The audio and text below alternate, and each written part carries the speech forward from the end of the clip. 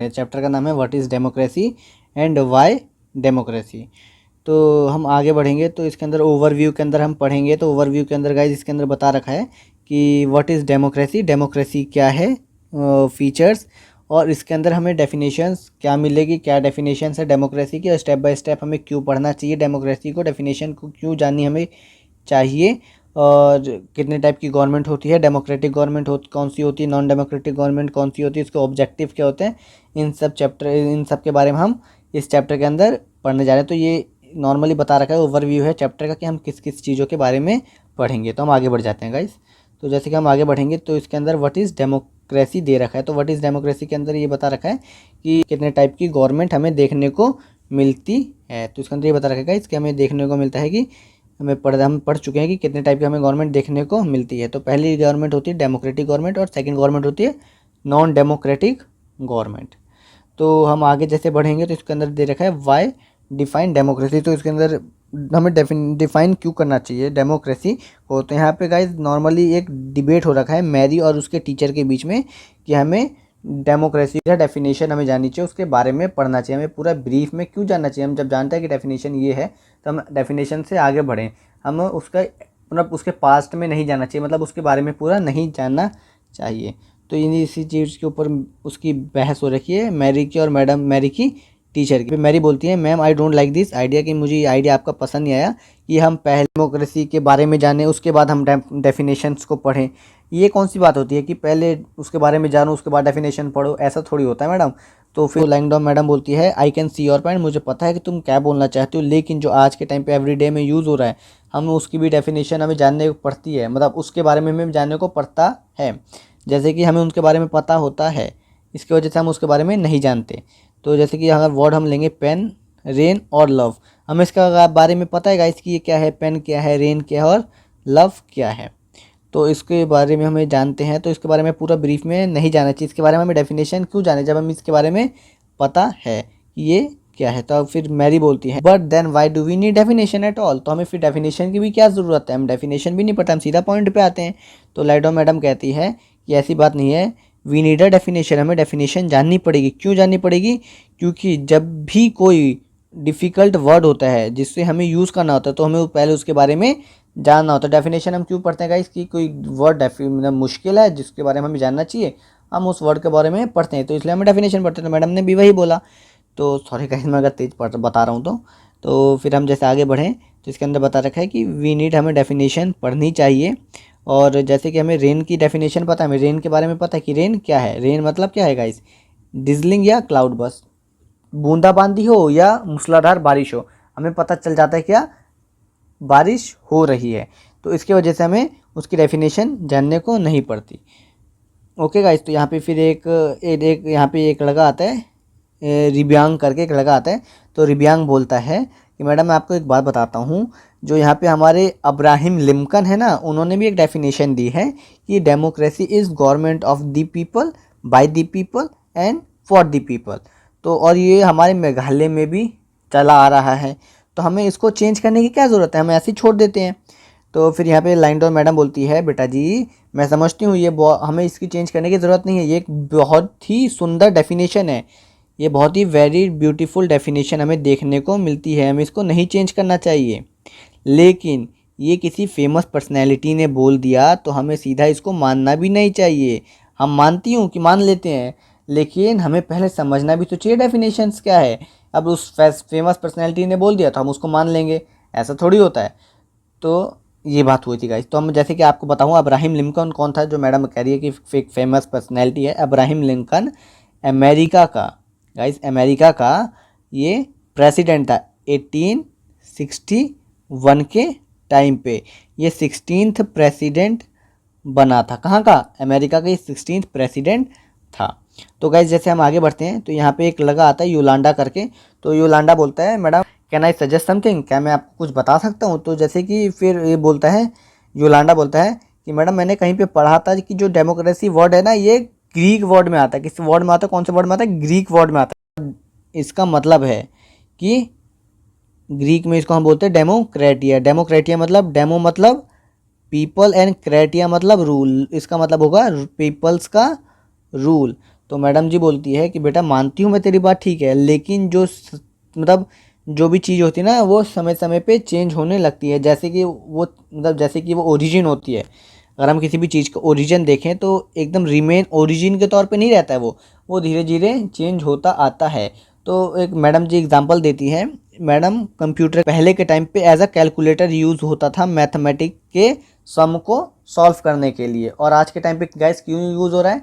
आज के टाइम पे राइटिंग के लिए यूज़ हो रहा है। राइटिंग ले लो, चाहे वेब डिज़ाइनिंग ले लो, म्यूज़िक या मूवीज़ देखने के लिए आज के कंप्यूटर यूज़ हो रहे हैं। लेकिन वो उस टाइम के computer as a calculator use होते थे। तो मैडम ने बोला कि बेटा जो ओरिजिन होता है वो ही सेम नहीं रहता, वो समय समय पे चेंजेस हमें देखने को मिलता है। तो यहाँ पे मैरी बोलती है, अच्छा मैडम जी, मैं आपकी बात समझ गई हूँ। जो आप बताना चाहते हो, हमें शॉर्टकट नहीं लेना चाहिए, वी डोंट टेक शॉर्टकट, हमें पूरा सोच समझ के आगे बढ़ना चाहिए।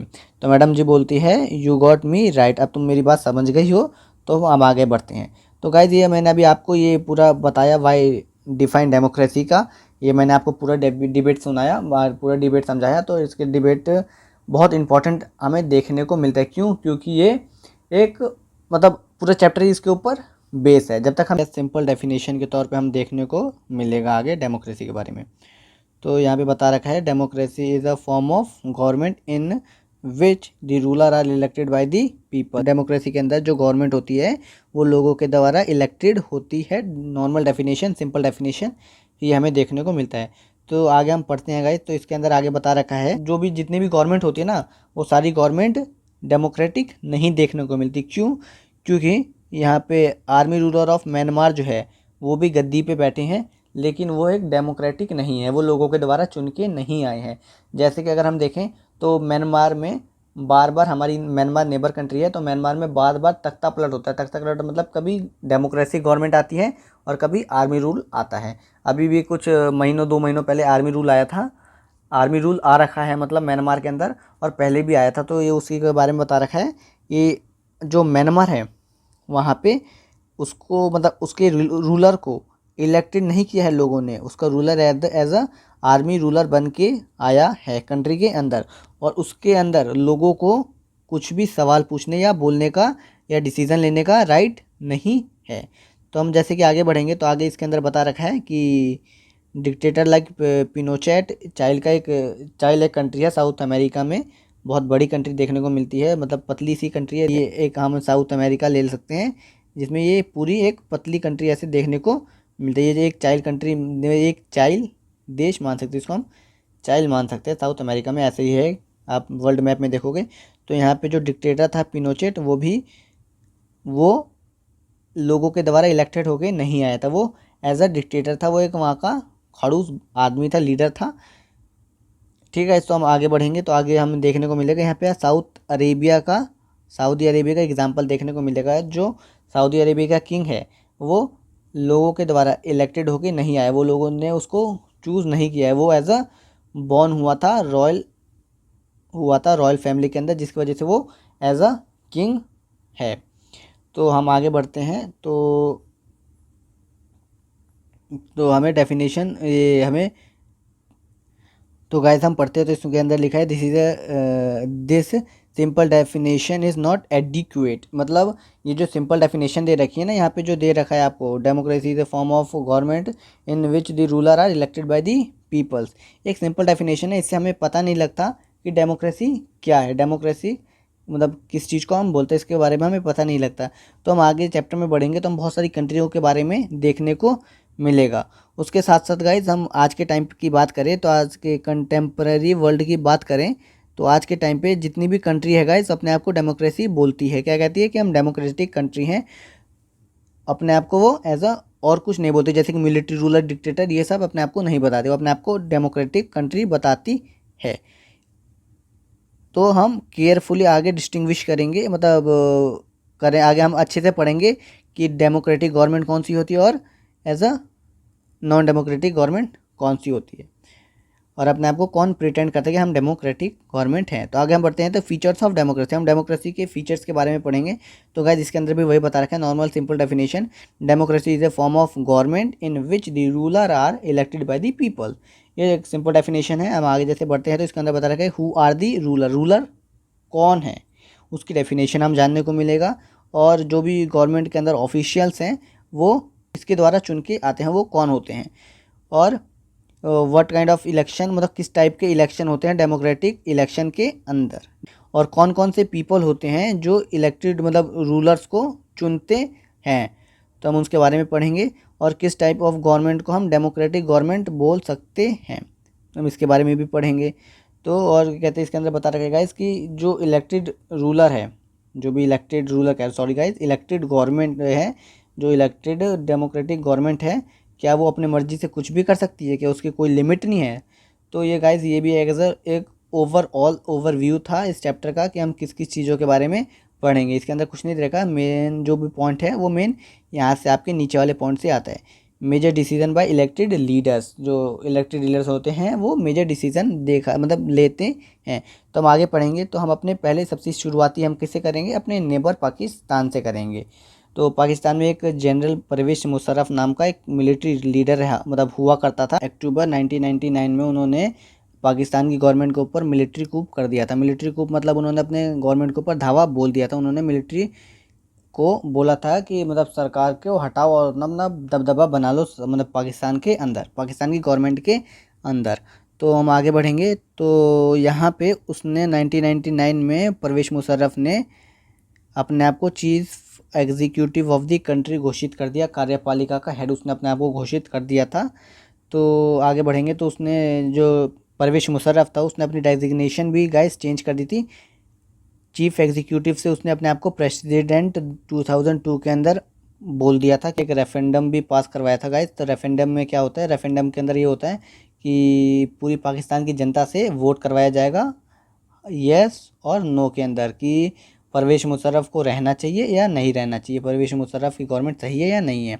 तो हम जैसे आगे बात करेंगे, तो यहाँ पे पाकिस्तानी मीडिया ने और ह्यूमन राइट्स ऑर्गेनाइजेशन ने क्या बोला, इन दोनों लोगों ने बोला, इन दोनों संस्थाओं ने बोला कि जो परवेज मुशर्रफ ये रेफरेंडम पास करवा रहा है ये माल प्रैक्टिस पे है और फ्रॉड पे बेस है, मतलब वो इसके अंदर बहुत धांधलेबाजी कर रहा है, ये लीगली मतलब ये सही नहीं है। लीगली तौर पे देखें तो ये धांधलेबाजी ये कर रहा है जिसके अंदर फ्रॉडबाजी वो कर रहा था। और उसके बाद अगर आगे हम देखें तो 2002 के अंदर अगस्त के टाइम पे लीगल फ्रेमवर्क जो था वहाँ का अमेंडमेंट किया गया उसके अंदर, मतलब यहाँ पे पाकिस्तानी जो कॉन्स्टिट्यूशन था उसके अंदर भी परवेज मुशर्रफ ने बहुत सारे चेंजेस करे थे। उसके अंदर उसने क्या कहते हैं, उसके बाद परवेज मुशर्रफ ने नेशनल एंड प्रोविजन असेंबली के अंदर उसको भंग कर दिया। मतलब अब परवेज मुशर्रफ जो इंडिया के हम लोकसभा और राज्यसभा देखते हैं ना गाइस, वैसे ही पर वहाँ पे पाकिस्तान के अंदर नेशनल असेंबली और प्रोविजनल असेंबली देखने को मिलती है। ये परवेज मुशर्रफ ने उसको भी भंग कर दिया, उसको भी डिसमिस कर दिया था, और उसके अंदर सिविलियन कैबिनेट जो था उसको भी हटा दिया था। तो गाइस हम जैसे कि आगे बढ़ेंगे, तो आगे बढ़ने के बाद हमें पता चलेगा नेशनल और प्रोविजंस असेंबली के अंदर क्या करा गाइस, इसने परवेज मुशर्रफ ने मिलिट्री को बोल दिया कि जाओ अब तुम अपना रूल करो। अब उसने नेशनल असेंबली और प्रोविजनल असेंबली में जो भी इलेक्टेड लोग थे, जो भी इलेक्टेड लीडर थे लोगों के द्वारा, उसको हटा के अपना रूल उसने अपने लागू कर दिया था। और हम गाइस हम आगे बढ़ें तो हमें देखने को मिलेगा कि क्या कहते हैं, ये जो परवेज मुशर्रफ की जो गवर्नमेंट थी उसको हम डेमोक्रेसी नहीं बोल सकते। क्यों नहीं बोल सकते गाइस, क्योंकि वो लोगों के द्वारा चुन के तो आए थे वहाँ पे पाकिस्तान के अंदर, डेमोक्रेसी तो है वहाँ पे, जो लीडर्स थे वो लोगों के द्वारा चुने गए थे, लेकिन बाद में वहाँ पे क्या हो गया था गाइस, मिलिट्री कूप हो गया था। मिलिट्री ने अपना धावा बोल दिया था, अपना दबदबा बना लिया था सरकार के अंदर, जिसके वजह से वो डेमोक्रेसी नहीं रही, वो क्या बन गई, मिलिट्री रूल के अंदर आ गई थी। तो गाइस अब हम आगे बढ़ेंगे, तो पहले ये देख लेते हैं। तो इसके अंदर देखा है, हम बात करें तो जो फाइनल डिसीजन मेकिंग की पावर थी वो जनरल परवेज मुशर्रफ के पास थी। वो इलेक्टेड नहीं हुआ था, वो इलेक्टेड नहीं हुआ था लोगों के द्वारा, जिसकी वजह डेमोक्रेसी के अंदर नहीं आती। क्यों, क्योंकि वो इलेक्टेड नहीं था क्या, लोगों के द्वारा। वो किस में आता है गाइस, वो डिक्टेटरशिप और मोनार्की के अंदर आता है। यहाँ पे पार्लियामेंट थी बट यहाँ पे डेमोक्रेटिक नहीं मान सकते इसको हम। तो हम जैसे कि आगे पढ़ेंगे ना, democracy the final decision making power must rest with those elected by the people, जो फाइनल डिसीजन मेकिंग की पावर होती है वो किसके पास होती है गाइस, वो होती है इलेक्टेड होते हैं ना जो गाइस, उन के पास होती है। जैसे कि जिसको इलेक्टेड करा उन लोगों ने, तो उनके पास किसकी वो पावर होगी। तो अब हम आगे फिर से अपने नेबर कंट्री की बात करेंगे, चाइना की। चाइना के अंदर रेगुलर इलेक्शंस होते हैं, हर 5 साल में हमें देखने को मिलते हैं। पार्लियामेंट भी है, ये चाइनीज़ में उसके पार्लियामेंट का नाम है नेशनल पीपल ऑफ कांग्रेस उसको बोलते हैं। तो जो नेशनल पीपल ऑफ कांग्रेस है ना गाइस, उसमें अपॉइंट होते हैं कौन, लीडर्स, प्रेसिडेंट होता है उसके अंदर, और जिसके अंदर एक ही मतलब यहाँ पे एक ही वन ही पार्टी का रूल होता है, जिसको हम चाइनीज़ कम्युनिस्ट पार्टी के नाम से जाना करते हैं। इसके अंदर ही गाइस एक दो मतलब बहुत सारे लीडर्स खड़े हो जाते हैं, जिनको लोग चाइना की पीपल्स यहाँ पे वोट देके इलेक्ट करती है। तो उसको ही हम कहते हैं यहाँ पे फ्री एंड फेयर इलेक्शन होते हैं। लेकिन यहाँ पे एज अ डेमोक्रेसी जैसे इलेक्शन नहीं होते। जैसे हमारी कंट्री में क्या होता है, यहाँ पे हमारी कंट्री में 4-5 बड़े बड़े पार्टीज़ खड़ी हो जाती है, जैसे बीजेपी हो गई, कांग्रेस हो गई, आम आदमी पार्टी हो गई, और बहुत सारी पार्टीज़ खड़ी हो जाती हैं, जिसके वजह से हमें अपने लीडर्स चुनने में, अपनी पार्टीज़ चुनने में हमें बहुत अच्छा एक साधन मिल जाता है। लेकिन यहाँ पे ऐसा कुछ नहीं था, यहाँ पे एक ही पार्टी है, चाइनीज़ कम्युनिस्ट पार्टी, जिसमें से बहुत सारे लीडर्स खड़े हो जाते हैं, उसमें से ही हमें चूज़ करना पड़ेगा।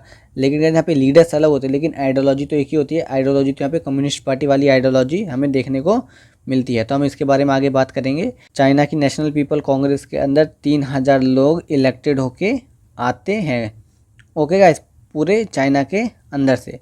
सम members are elected by the army, और कोई मेंबर होता है इलेक्टेड कहाँ पे, आर्मी के द्वारा। Before contesting election candidate need the approval of the Chinese communist party, और इलेक्शन के पहले, चाइना के अंदर इलेक्शन के पहले यहाँ पे चाइनीज़ कम्युनिस्ट पार्टी का अप्रूवल लेना पड़ता है कि हम यहाँ पे इलेक्शन करवाएं या ना करवाएं। तो only those who are member of the Chinese communist party यहाँ पे खड़े होते हैं। और 2002 और 3 की बात करें तो यहाँ पे 2-3 छोटी छोटी पार्टियाँ हमें देखने को मिली है, 8 स्मॉल पार्टीज़ हमें देखने को मिली है, जो चाइनीज़ कम्युनिस्ट पार्टी के अंदर ही अलाई हो गई है 2002 और 2003 के अंदर। तो हम आगे बढ़ेंगे। हमने चाइना की बात कर ली, तो चाइना के अंदर हमने क्या पढ़ा, चाइना के अंदर हमने पढ़ा कि एक ही पार्टी इलेक्ट होती है बार बार, और उसी पार्टी का कौन लीडर बनता है। और यहाँ पे 8 स्मॉल पार्टीज़, यहाँ पे 8 स्मॉल पार्टी हमें देखने को मिलती है, लेकिन वो भी 2003 और 2002 के टाइम पे किसके, चाइनीज़ कम्युनिस्ट पार्टी के अंदर ही अलाई हो गई थी, मतलब उसने गठबंधन कर लिया था। हम चाइना के बाद हम मैक्सिको की बात करेंगे। तो मैक्सिको की हम बात करें तो मैक्सिको के अंदर PRI नाम की एक पार्टी देखने को मिलती है। PRI नाम की यहाँ पे एक हमें पार्टी देखने को मिलती है, जो 1930 से लेके 2000 तक के सारे इलेक्शन जीतती आई है। ऐसा गाइस कभी नहीं हो सकता कि एक ही पार्टी सारे इलेक्शन जीते। क्यों? क्योंकि उसमें कुछ कमियां होती है, कुछ मतलब कोई दिक्कतें होती है जो लोगों को पसंद नहीं आती, या पार्टी अच्छी होगी लेकिन लोगों को पसंद नहीं आएगी तो लोगों को चेंज करते रहते। तो ऐसा नहीं हो सकता कि कोई पार्टी इतने टाइम से लेके एक ही मतलब जीतती आए। तो इसमें कोई जाल फरोजी हमें देखने को मिलता है, मतलब यहाँ पे कोई चीटिंग चल रही थी, यहाँ पे फ्रॉड देखने को हमें मिलता है। हम इसकी फुल फॉर्म है, फुल फॉर्म देखेंगे तो इंस्टीट्यूशनल रिवोल्यूशनरी पार्टी, इसका फुल फॉर्म, PRI की full form institutionally revolutionary party है। तो opposition party did contest election, opposition जो पार्टी होती है वो इलेक्शन करवाती है, लेकिन यहाँ पे वो जीत कभी नहीं पाती है। PRI was the known to use dirty tricks, जो PRI है वो एक बहुत गंदी खेल खेलती है। जैसे मैंने आपको बताया था वो बहुत फ्रॉड करती है। तो डर्टी ट्रिक्स कौन कौन से खेलती है वो, कि जो भी गवर्नमेंट एम्प्लॉयज़ होते हैं ना, इलेक्शन होने से पहले वो उसकी मीटिंग बुलाते हैं, और मीटिंग में सारे गवर्नमेंट ऑफिसर्स को आना पड़ता है।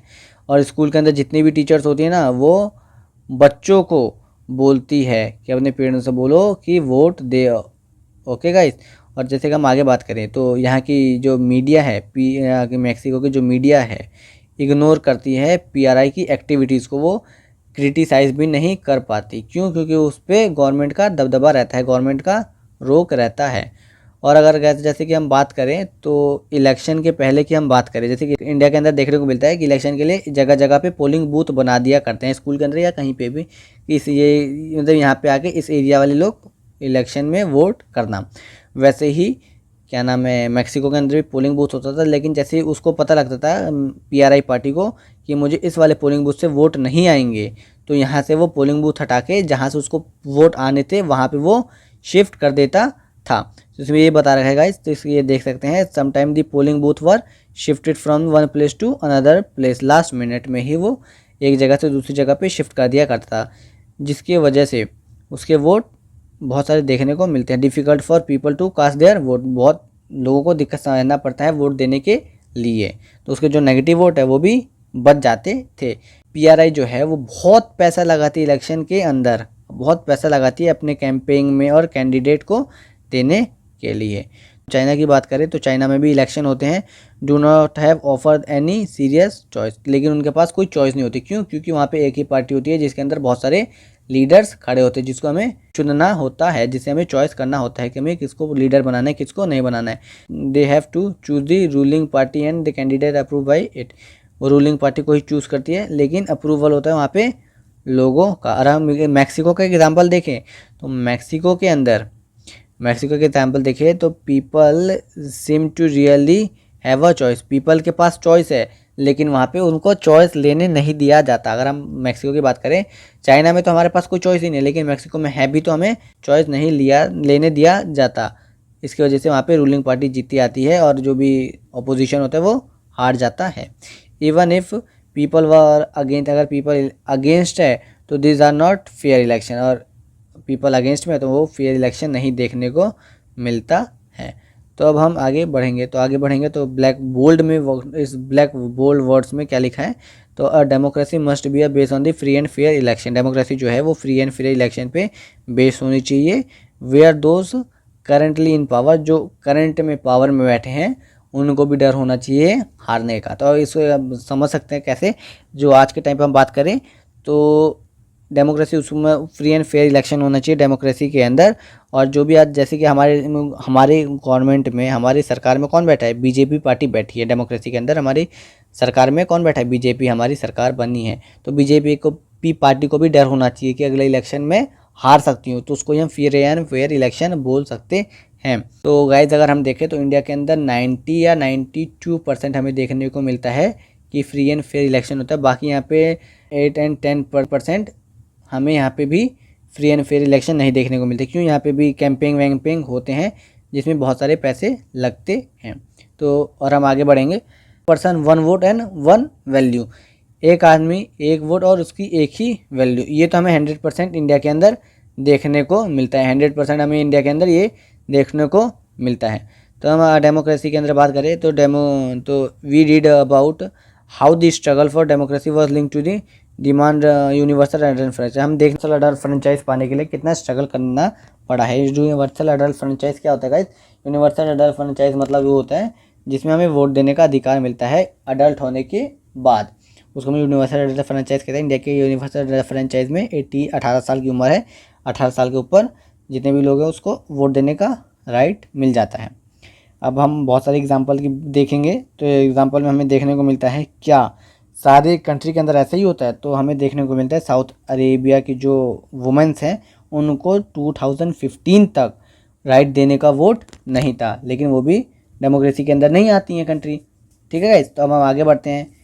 Estonia has made citizen rules, तो इस्टोनिया ने अपने सिटीज़न के रूल्स बनाए और वहाँ पे जिसके वजह से रशिया की मतलब जो माइनॉरिटी पीपल्स रहती थी इस्टोनिया के अंदर, उनको बहुत डिफ़िकल्टी का सामना करना पड़ा वोट देने के लिए, इलेक्शन में पार्ट लेने के लिए। तो हम आगे बढ़ते हैं, तो तीसरे वाले में आते हैं। तो यहाँ पे हम फिजी के मतलब फिजी कंट्री के बारे में पढ़ेंगे। फिजी एक कंट्री का नाम है। तो अगर हम फिजी का इलेक्ट्रल सिस्टम अगर हम देखें तो उसके अंदर such that the vote of an indigenous Fiji, मतलब जो वहाँ के जो फिजियन थे, वहाँ के जो कंट्री के जो नागरिक थे, उनको वोट देना बहुत ईजी था।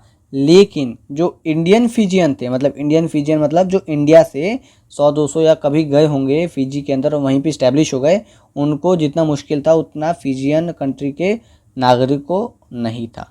तो इसके अंदर यही बता रखा है गाइस। तो अब हम जैसे आगे बढ़ेंगे, democracy is based on a fundamental principle of political equality. तो जो डेमोक्रेसी बेस होता है वो फंडामेंटल प्रिंसिपल पे बेस होता है, पॉलिटिकल इक्वालिटी के तहत। तो अब आगे बढ़ेंगे, तो इसके अंदर ब्लैक बोल्ड के अंदर ये लिखा है, in a democracy each adult citizen must have one vote and each vote must have one value. इसका मतलब है कि डेमोक्रेसी के अंदर फ्रेंचाइज है और उसके तहत एक व्यक्ति को एक वोट और एक वोट का एक ही मतलब, एक ही वैल्यू प्राप्त है। ओके गाइस, तो इसके अंदर भी यही बता रखा है कि in a democracy each adult citizen must have one vote and each vote must have one value. तो अब हम आगे बढ़ेंगे, तो आगे इसके अंदर देख रखा है rule of law and respect for rights. तो जैसे कि हम इस टॉपिक में बढ़ेंगे तो इसमें बता रखा है जिम्बाब्वे कंट्री का नाम आपने सुना होगा। जिम्बाब्वे के बारे में इसमें बता रखा है कि जो जिम्बाब्वे था उसने 1980 के टाइम पर अपना इंडिपेंडेंस हासिल करा था अंग्रेज़ों से। वाइट मिनॉरिटी वाले पीपल्स उसने अपनी आज़ादी हासिल करी थी। और आज़ादी हासिल कराने में कौन सी पार्टी का उनका हाथ था? ज़ानू पीएफ नाम की एक पार्टी थी जिसने फ्रीडम स्ट्रगल में इनका साथ दिया। अब हम आगे बढ़ते हैं, तो उस पार्टी के लीडर का नाम है रॉबर्ट मुगाबे, और वो इंडिपेंडेंस टाइम से ही, जब से देश आज़ाद हुआ है तब से ही ये वहाँ के जिम्बाब्वे के प्रेसिडेंट बनते हुए आ रहे हैं। हर इलेक्शन में यही जीतते हैं as a president Mugabe was the popular but use of the unfair practice. अब जो मुगाबे था वो बहुत वो थे, नामचीन थे, बहुत मतलब सब लोग पॉपुलर थे वो, लेकिन ऐसा भी नहीं कि वो कभी हारते नहीं। ये अनफेयर ट्रिक्स खेला करते थे किसके अंदर? इलेक्शन के अंदर। अगर पूरी तौर पे हम बात करें, over the year his government change the constitution. अगर हम इसकी बात करें तो इसकी जो गवर्नमेंट थी उसने कॉन्स्टिट्यूशन ही चेंज कर दिया था और प्रेसिडेंट की पावर को इंक्रीज़ कर दी थी। और प्रेसिडेंट की पावर को इसने ऐसी कर दी थी कि कोई भी इसके प्रति सवाल नहीं पूछेगा, ये किसी को भी अकाउंटेबल नहीं है, ये किसी के लिए भी अकाउंटेबल नहीं है, मतलब कोई भी इससे सवाल नहीं पूछ सकता जब तक ये ना चाहे। और कहते हैं अपोजिशन जो पार्टी होती थी, जो भी इलेक्शन में खड़ी होती थी, उसको ये बहुत हरास्ट करता था, अब उसको बहुत तंग करता था, उनको ये बहुत तंग करता था। और इनकी जो मीटिंग होती थी ना उसको भी ये भंग करा करता था। पॉपुलर प्रोटेस्ट जो हुआ करते थे, मतलब जो विद्रोह होते हैं, जैसे आज के टाइम पे किसान आंदोलन चल रहा है, वैसे ही जैसे उस टाइम पे भी वहाँ पे भी हुआ करते थे, उसको भी इसने इलीगल घोषित कर दिया कि अब कोई अगर प्रोटेस्ट करेगा गवर्नमेंट के अगेंस्ट तो वो इलीगल माना जाएगा। और इसने प्रेसिडेंट को जो क्रिटिसाइज़ करेगा उसके ऊपर भी लिमिटेशन लगा दी कि अब कोई भी प्रेसिडेंट को क्या क्रिटिसाइज़ नहीं कर सकता। उसके साथ साथ इसने टेलीविज़न वालों को भी मतलब बोल दिया, कंट्रोल करना स्टार्ट कर दिया, टेलीविज़न रेडियो वालों को भी कंट्रोल करना स्टार्ट कर दिया कि तुम मेरी गवर्नमेंट के ख़िलाफ़ कुछ नहीं बोलोगे, मेरे हित में ही तुम सारे लोग बोला करोगे। और देयर वर इंडिपेंडेंट न्यूज़पेपर, वहाँ पे एक इंडिपेंडेंट न्यूज़पेपर हुआ करते थे, लेकिन इंडिपेंडेंस न्यूज़पेपर को भी ये लोग तंग किया करते थे। अगर वो इनके ख़िलाफ़ में कुछ भी बोले तो ये उनको तंग किया करते थे। तो जिसकी वजह से इनको उनकी मतलब जो भी दादागिरी थी उनका इन जर्नलिस्ट को सहना पड़ता था। और ये ऐसी गवर्नमेंट थी कि जजमेंट जो भी आता था ना कोर्ट से, ये उसको नहीं मानती थी। जो भी कोर्ट से जजमेंट आता था ये उस जजमेंट को नहीं मानती थी और उसको कहती थी कि भाई हम एक्सेप्ट नहीं करेंगे। ठीक है, तो इसको 2017 के टाइम पे ये प्रेसिडेंट के पद से हटा दिया गया था रॉबर्ट मुगाबे को। अब आगे बात करें तो एग्जांपल ऑफ जिम्बाब्वे हमने देख लिया है, जो डेमोक्रेसी कंट्री है लेकिन वो अनफेयर ट्रिक्स खेलती है। पॉपुलर गवर्नमेंट है वो अनडेमोक्रेटिक है, लेकिन वो पॉपुलर गवर्नमेंट तो हमें देखने को मिलती है लेकिन वो अनडेमोक्रेटिक गवर्नमेंट भी है। Popular leader can be autocratic, वहाँ का देखने को मिलता है। गवर्नमेंट के अंदर सब इक्वल होने चाहिए तभी। तो हम नीचे आ जाते हैं सबसे लास्ट वाले ब्लैक बोल्ड वर्ड्स में। तो गाइस इसके अंदर बता रखा है कि a democratic government rules with in limit set by the constitution law and citizens right. तो इसके अंदर बता रखा है कि जो डेमोक्रेटिक गवर्नमेंट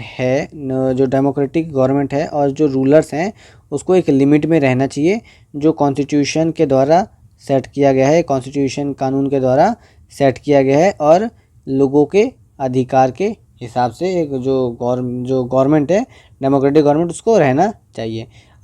तो गाइस यहाँ से हम समरी डेफिनेशन से पढ़ने जाएँ तो समरी डेफिनेशंस में नॉर्मली बता रखा है जो अभी तक हम ब्लैक बोल्ड में अक्षर में पढ़ते आ रहे हैं वही है इसके अंदर कि democracy is a form of government in which the ruler are elected by the people. जो डेमोक्रेसी के अंदर जो रूलर होता है वो इलेक्टेड होता है पीपल्स के द्वारा। तो इसके अंदर यही बता रखा, और ये हमारे लिए पर्याप्त डेफिनेशन, ये एडिक्वेट डेफिनेशन हमें नहीं देखने को मिलती है। क्यों गाइस? क्योंकि हमें तो ये पता चल गया इसकी डेफिनेशन तो हमें पहले पता था लेकिन इसके बारे में नहीं पता था, इसके बारे में हम अब पढ़ेंगे। करेंगे। तो इसके अंदर देखें तो इसके अंदर दे रखा है जो हमने पहले से ब्लैक बोल्ड अक्षर में पढ़ते आ रहे हैं, जैसे कि यहाँ पे हमने पढ़ा वैसे ही हम पहले भी पढ़ा है। हमने वीडियो को पीछे करके आप देख सकते हैं रिवर्स करके, तो उसमें पता आपको चलेगा कि हमने क्या क्या पढ़ा। तो उसको ही हम फीचर ऑफ डेमोक्रेसी भी बोलते हैं और उसको हम फीचर ऑफ डेमोक्रेसी बहुत इंपॉर्टेंट है, ये आपके पेपर में भी पूछ सकता है, तो एक बार आप देख सकते हैं। Ruler elected by the people take all the major decision. तो इसमें है कि पीपल्स जो है वो अपने रूलर्स को इलेक्ट करेगा और वो मेजर डिसीजन जो भी हैं वो रूलर्स लिया करेगा पीपल्स के लिए, इसके अंदर ये बता रखा है। और जैसे कि हम सेकंड पॉइंट पढ़ें गाइस, तो ये तो पहला पॉइंट हो गया। सेकंड देखें, election offer a choice and fair opportunity to people to change the current ruler. तो पीपल्स के पास चॉइस होता है एंड फेयर अपॉर्चुनिटी होती है कि अपने रूलर्स को वो चेंज कर सकते हैं। अब जैसे कि हम थर्ड पॉइंट पढ़ेंगे, तो थर्ड पॉइंट के अंदर दे रखा है this choice and opportunity is available to all the people on an equal basis. ये इक्वल बेसिस पे सभी के पास समान मात्रा में प्राप्त होता है। और हम लास्ट पॉइंट देखेंगे, तो लास्ट पॉइंट जो हमने ये लिमिटेशंस देखी थी कि मतलब गवर्नमेंट के अंदर, डेमोक्रेसी के अंदर रूलर की भी कुछ लिमिट होती है कॉन्स्टिट्यूशन लॉ के अंदर एंड सिटीजन्स के राइट के आगे, वह इसके अंदर ही बता रखा है। उसकी government limit by basic rules of constitution and citizen right. इसका बता रखा है कि सिटीजन एंड कॉन्स्टिट्यूशन के बेसिक राइट पे गवर्नमेंट जो है वो लिमिट